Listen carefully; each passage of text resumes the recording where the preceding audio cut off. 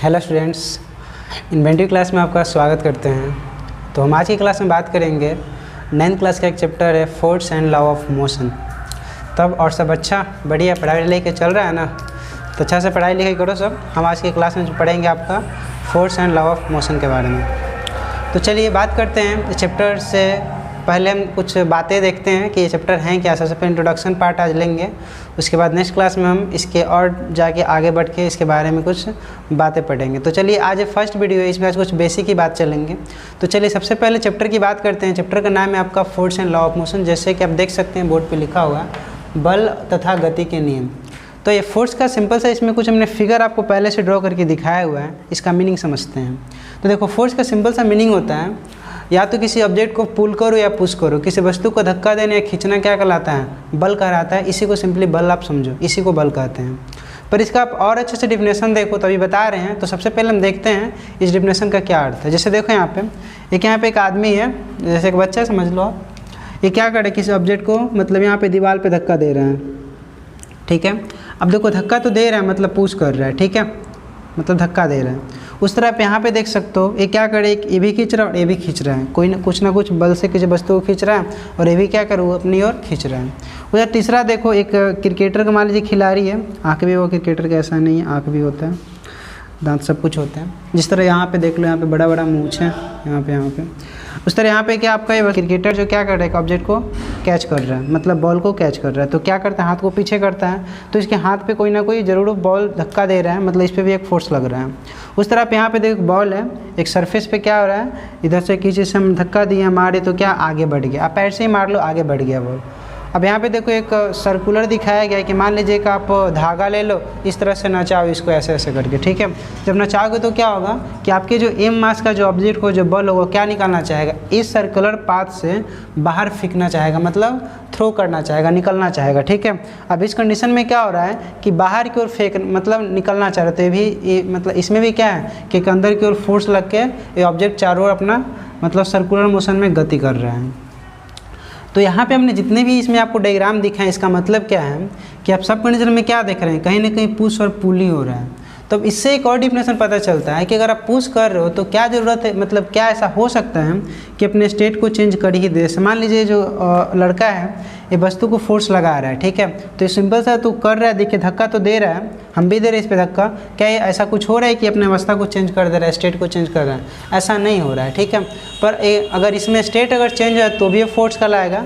तो इसका सिंपल सा डिफिनेशन ये भी हम बोल सकते हैं, आप लिख लो कॉपी में लिखना है तो मतलब सिंपली बोल सकते हैं बल व बाह्य भौतिक कारण है जिससे किसी वस्तु पर अगर लगाया जाए तो उस वस्तु की अवस्था को बदल सकता है या बदलने की कोशिश करता है, उसे हम क्या कहते हैं? बल कहते हैं। मतलब ऐसा नहीं है कि बल आप लगाओ और किसी वस्तु का स्टेट चेंज हो जाए, मतलब उसकी अवस्था चेंज हो जाए, ये पॉसिबल नहीं है। जैसे यहाँ पे आप देख सकते हो ये कितना भी इस पर बल लगा दे, बहुत बड़ा बिल्डिंग सा है तो धक्का नहीं दे पाएगा। पर सिंपली देखो यहाँ पे तो कैच करके थोड़ा हाथ पीछे गया, यहाँ पे देखो आगे धक्का दिया तो आगे बढ़ गया। पर यहाँ पे हमने क्या देखा है कि बल लगाते हो तो या तो स्टेट को चेंज कर सकता है या तो चेंज करने क्या करता है, कोशिश करता है। तो इसका मतलब ये है कि पूरी तरह से मतलब इसका मतलब ये है कि फोर्स लगा के डायरेक्टली आप किसी वस्तु के स्टेट चेंज कर भी सकते हो या उसकी कोशिश कर सकते हो, जरूरी नहीं कि पूरी तरह से चेंज करो। इस पर हम कितना भी फोर्स लगाएं, क्या हम इसको पीछे धक्का दे सकते हैं? हम नहीं दे सकते हैं। अगर मान लीजिए हमसे कोई ज़्यादा बलवान है, बहुत ज़्यादा मजबूत है वो, तो दे सके। अब इसके लिए आपको खल्ली को बुलाना पड़ेगा ताकि वो धक्का दे के तोड़ सके।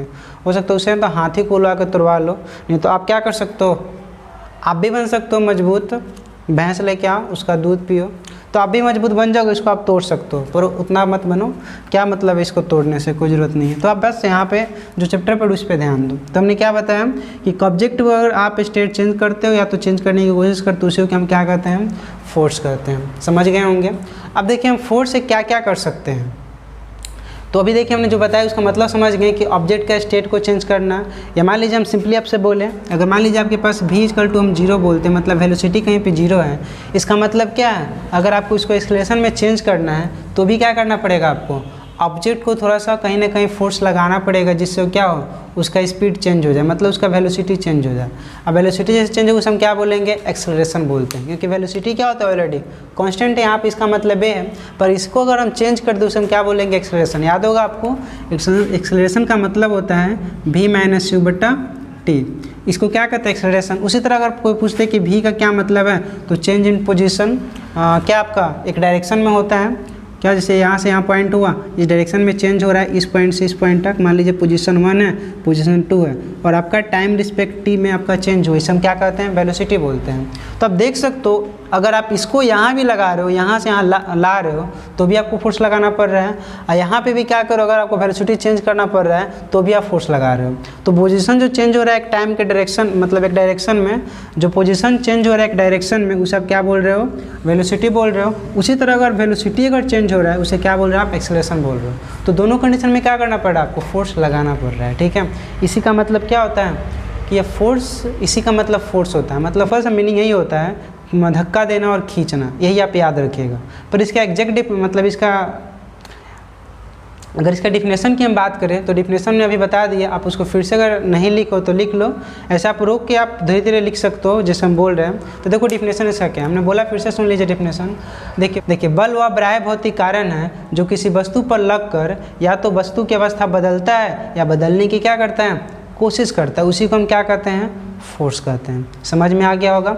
अब देखिए हम फोर्स से हम क्या क्या कर सकते हैं, इसके इफेक्ट क्या हो सकते हैं। तो आइए बात करते हैं इसके इफेक्ट के बारे में। तो आप डायग्राम बना सकते हो ज़्यादा समझने के लिए। ठीक है, हमने सब डायग्राम का मतलब भी समझा दिया। तो चलिए यहाँ पे फोर्स का इफेक्ट देखते हैं।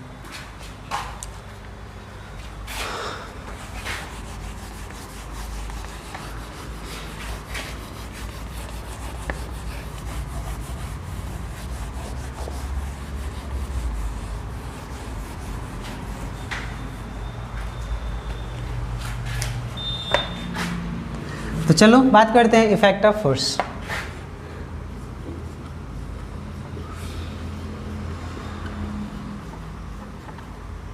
हिंदी में लिख लेना, बल का प्रभाव।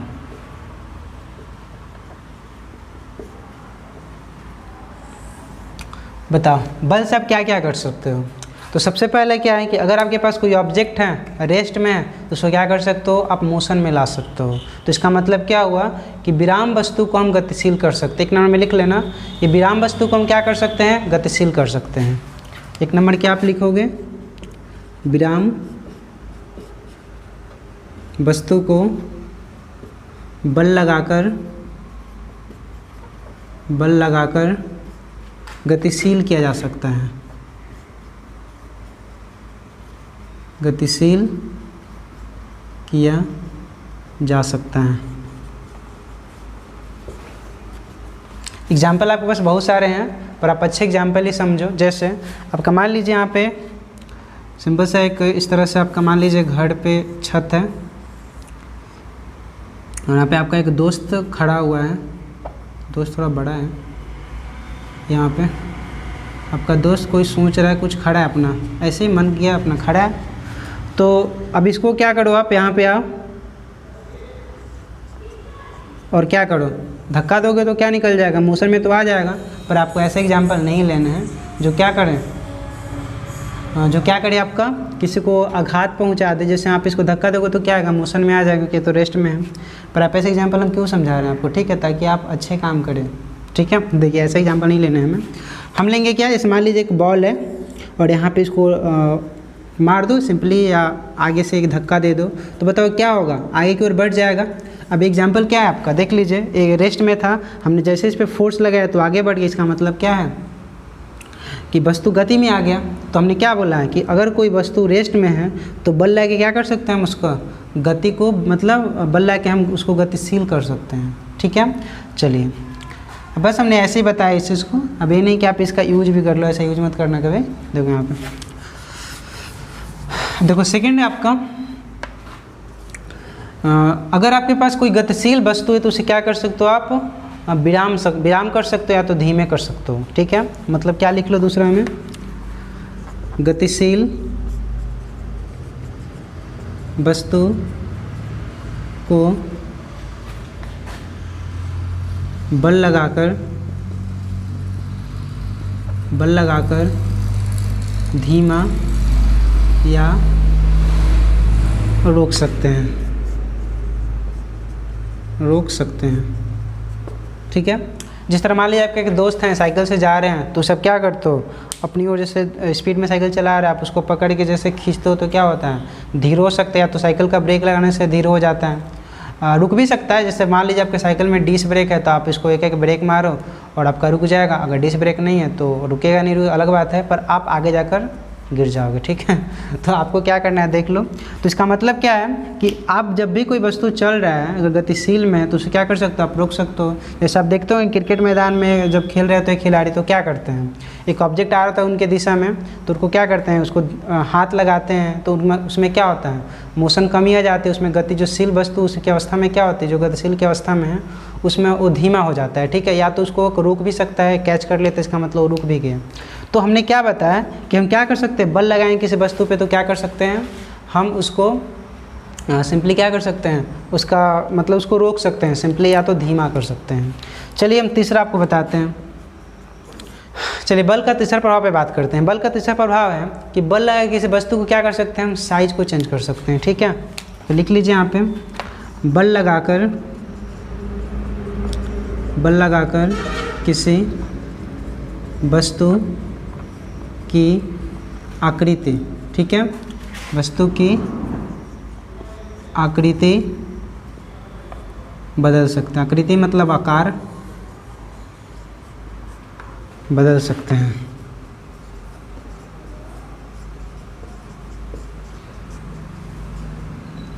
ठीक है, देखिए बल लगा क्या कर सकते हैं, किसी वस्तु की आकृति यानी आकार को बदल सकते हो। यानी क्या मतलब है इसका, कि मान लीजिए आपके पास एक स्पंज है, रसगुल्ला जिसे बोलते हो आप, उसे क्या कर सकते हो, आप उसे दाबोगे तो क्या होगा, दब जाएगा। या आपके पास रबर का बॉल है, उसको जैसे पुश करोगे हाथ में रहेगा, उसको क्या हो जाएगा, दब जाता है। इसके बहुत सारे एग्जाम्पल, जैसे आप घर में सिंपली आटा जो मम्मी बनाती हैं आपकी, तो देखिएगा आटा सबसे पहले क्या होता है, पूरी तरह से उसका पार्टिकल छोटे छोटे पाउडर के फॉर्म में होते हैं, फिर पानी डालते हो, फिर उसको आटा को सान देते हो, उसके बाद फिर गोल गोल बनाते हो, फिर उसको लंबा कर देते हो। ठीक है, तो बल लगा के तो सब काम कर रहे हो आप। ठीक है, तो देखो बल से क्या है, आपका अवस्था को बल से क्या कर सकते हो, आप आकार को बदल सकते हो, मतलब आकृति को। आकृति ना समझ रहे हो, लड़की का नाम नहीं है, आकृति का मतलब उसका साइज है। ठीक है, तो क्या हमने बताया कि उसके साइज को क्या कर सकते हो, बल को बदल सकते हो, उसके अवस्था जो है इसको चेंज कर सकते हो। देखो इस स्टेट में हमने ऐसा कर दिया, इसको ज़्यादा करें तो टूट जाएगा, बस आप देख लो, कर रहा है ना कुछ तो हो रहा है। ये क्या हो रहा है, आपका आकृति चेंज हो रही है, मतलब आकार चेंज हो रहा है।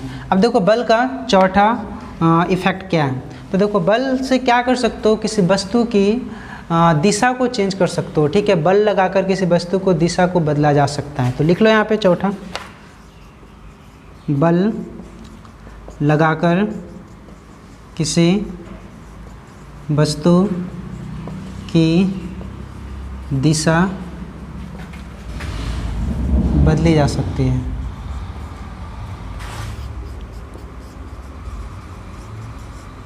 दिशा बदली जा सकती है।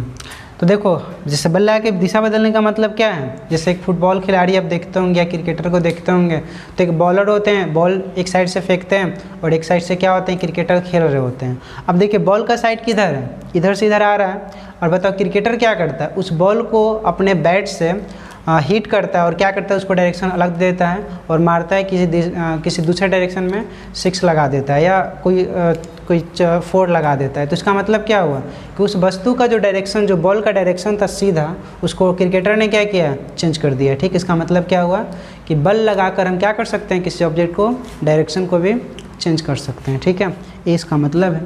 तो देखिए हमने फोर्स पढ़ाया और फोर्स का इफेक्ट पढ़ाया। ठीक है, अब देखिए आगे बात करते हैं फोर्स हमारे कितने टाइप के होते हैं, और फोर्स जो फोर्स का सबसे पहले, चलिए अब हम बात करेंगे कि फोर्स का टाइप कितने होते हैं और फोर्स कैसे कैसे आपका किस ऑब्जेक्ट पे कैसे कैसा काम करता है। ठीक है, तो चलिए देखिए आगे।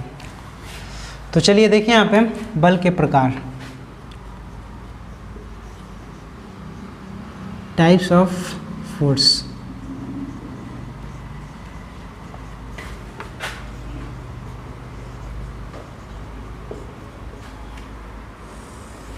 देखिए मेनली फोर्स आपके 2 तरह के होते हैं, ऐसे फोर्स बहुत है, पर हम यहाँ पे जो देख रहे हैं तो हम बात करते हैं क्या कि एक ऑब्जेक्ट को अगर आप टच करके फोर्स लगा रहे हो और एक आप बिना टच किए फोर्स लगा रहे हो, ठीक है। इस तरह मतलब इस तरह से फोर्स हमारे दो तरह के होते हैं, ठीक है। तो देखिए यहाँ पे फोर्स जो कितने हमारे दो हैं।